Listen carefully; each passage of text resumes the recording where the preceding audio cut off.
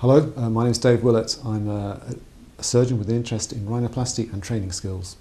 This is the rhinoplasty model developed with Adam Ruley to provide three-dimensional familiarity with anatomical structures and to help teach rhinoplasty skills through simulated surgery.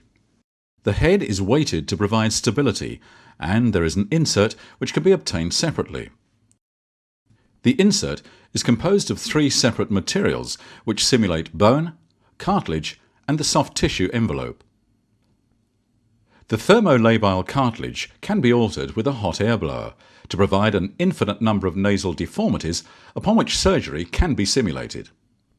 Anatomical terms commonly used are radix at the level of the supratarsal fold, nasofrontal angle at junction of forehead and nasal dorsum, nasal dorsum, supratip break, tip defining points,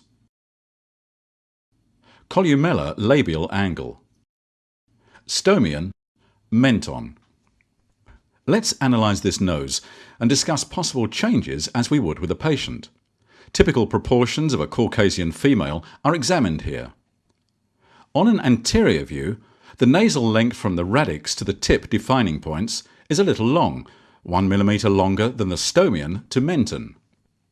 There is a deviation of the tip to the right. The width of the bony base should be 75% to 80% of the intercanthal distance, and is a little wide in this case. The width of the alar base is satisfactory, about the same width as the intercanthal distance. The basal view of the columellar and the outline of the nasal base should form an equilateral triangle. This tip is rounded and ill-defined. The nasofrontal angle lies between the upper eyelash and supratarsal fold, which is okay. The nasal dorsum is high for a woman. There's hardly any supratip break. The tip projects 3 mm, more than 2/3 of the ideal nasal length. In keeping with this, more than 50 to 60% projects beyond a line dropped to the most projecting part of the upper lip. Tip rotation, that is the angle of the nostril with the horizontal, is satisfactory at 95 degrees. But the columellar labial angle is 20 degrees, and arguably should be more like 45 degrees. Let's assume that the discussed ideals are to be achieved. Sequencing the surgical steps improves control and predictability to soft tissue elevation, cephalic alar trim, dorsum modification, medial osteotomies, septoplasty, spreader grafts, final tip shaping, lateral osteotomies. The model is amenable to both open and closed rhinoplasty. But for the purpose of video recording, we are going to do this as an open procedure. And we are also going to lift the soft tissue envelope off the nose to reveal the cartilages underneath.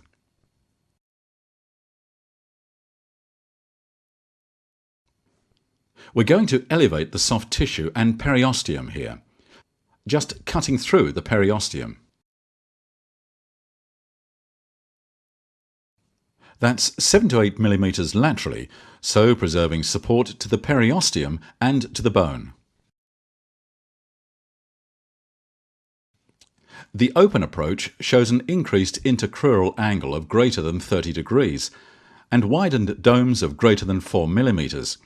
In addition, the mid-septum deviates to the left. In performing an alar cephalic trim, we need to define and preserve the tip defining points. We need to preserve at least 6 mm of the alar cartilage.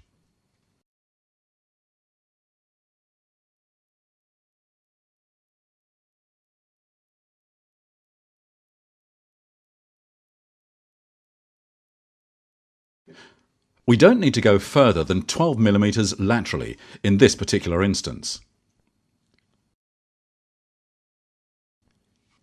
We're going to take some of the intermediate cruria as well, in order to bring the tip defining points together.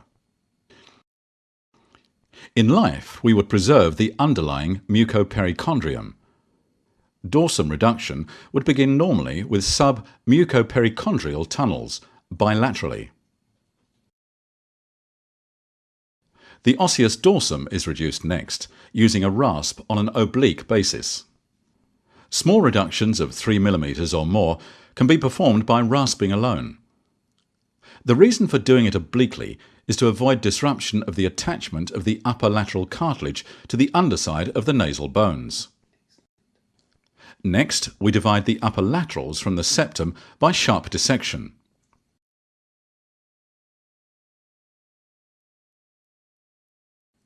This effectively leaves a cartilaginous dorsum in 3 sections. Initially, we want just to reduce the central portion alone, and to avoid reducing the upper laterals unless absolutely necessary, to avoid a sharp dorsum and to avoid a later inverted V deformity.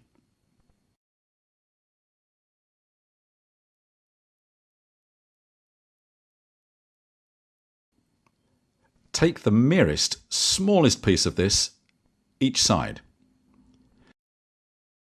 Next, we're going to perform superior medial oblique osteotomies. We are still going to preserve our support of the nasal vault because we are not doing the lateral osteotomies yet. This will avoid disrupting our spreader grafts later on. We are heading towards the inner canthus, but not beyond.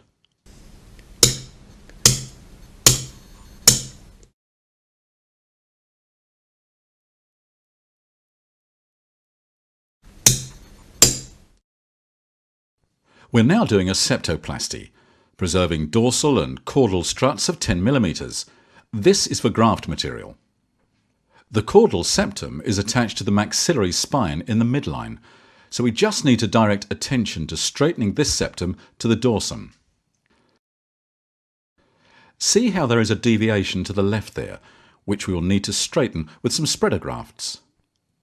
To weaken it a bit further, we need to do 50% cuts inferiorly.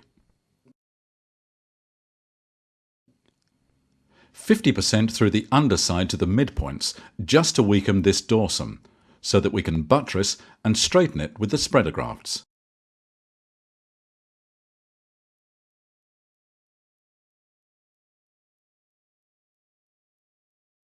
About 5 mm in width, and ideally 30 mm long.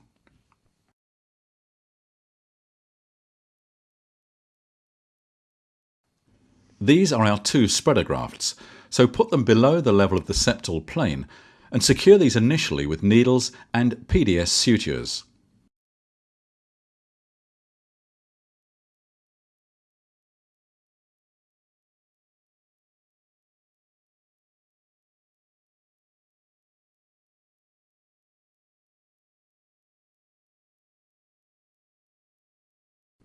We now have a septum that is considerably straighter. We're going to attach the upper laterals to this, reattach them to the septum in the upper 3/4 to prevent infero-medial migration of the upper laterals, but not to attach in the lower quarter, so as to preserve the normal flaring that takes place in the caudal portions. We are now going to adjust the domes relative to each other and bring the junction of the medial crura and intermediate crura together with a medial crural fixation suture.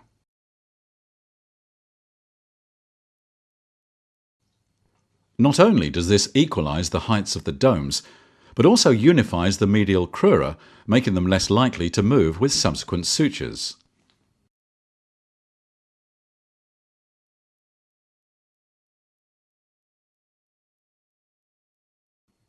We would like a columellar strut to control the columellar labial angle here. So we need to carve that from the septal graft that we took. We are producing a gently curved graft at least 3 mm wide.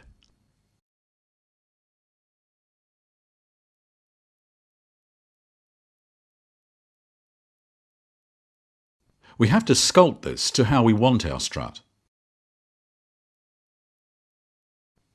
We're making a little pocket in which to insert the strut, almost to the nasal spine, not to it, just short of it.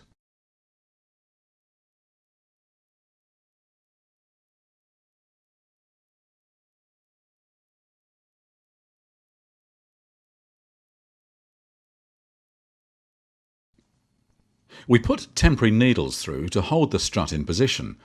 Not only can the strut alter the columellar labial angle, but also provide stability to the columella and increase tip projection if necessary. Once we are happy with the position, we can slide the medial crura laterally so we can place sutures. We use the penetration points of the needles as a guide as to where we're going to put the sutures.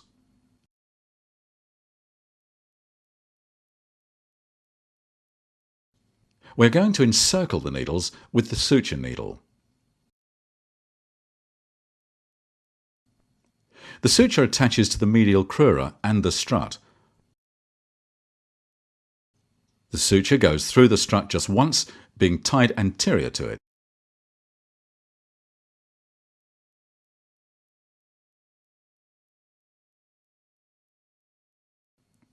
We're going to slip the needles out so that we can secure the columellar strut completely. We're just going to shave a little excess of the columellar strut off.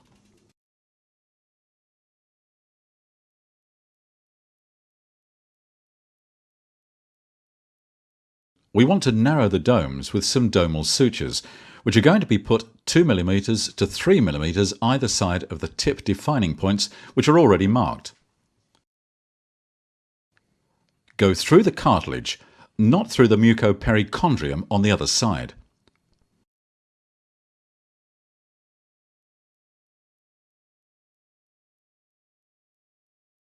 We want to leave the knots on the medial aspect so that they don't deform lateral crura. It's important that we don't over-tighten these. 2 mm to 3 mm either side of the desired tip defining point, because we can move the tip defining point if necessary.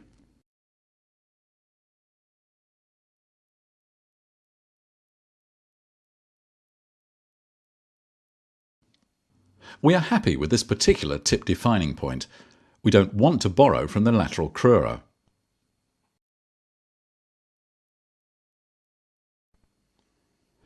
We have left one suture long on each side, because frequently there is a bit of distortion in that the domes aren't quite the same height, and also we may want to bring the domes together. Ideally to about 5 mm to 6 mm. Currently they are exactly on 6 mm. We will just suture those together and cut that one short.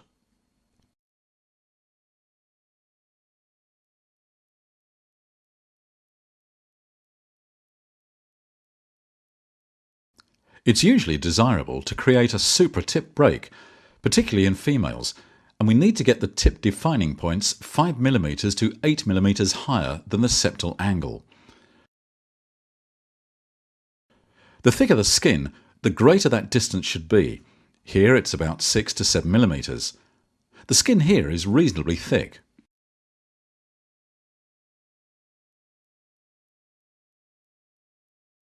Turning to the lateral osteotomies, these are to be performed in this case externally.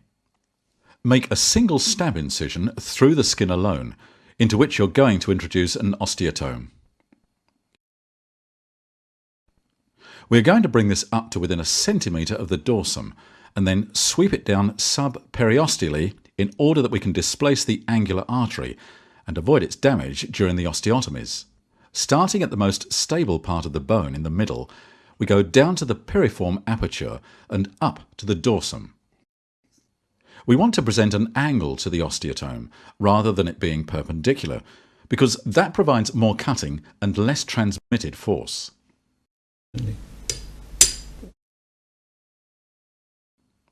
And we will make a further incision between the inner canthus and the dorsum of the nose. We then join up with our medial superior oblique osteotomies.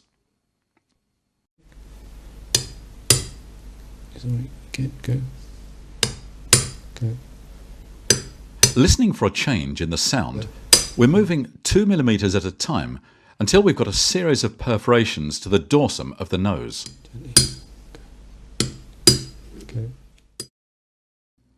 Having performed the lateral osteotomies with digital pressure, infracture the bones both to reduce the wide bony base and close the open roof.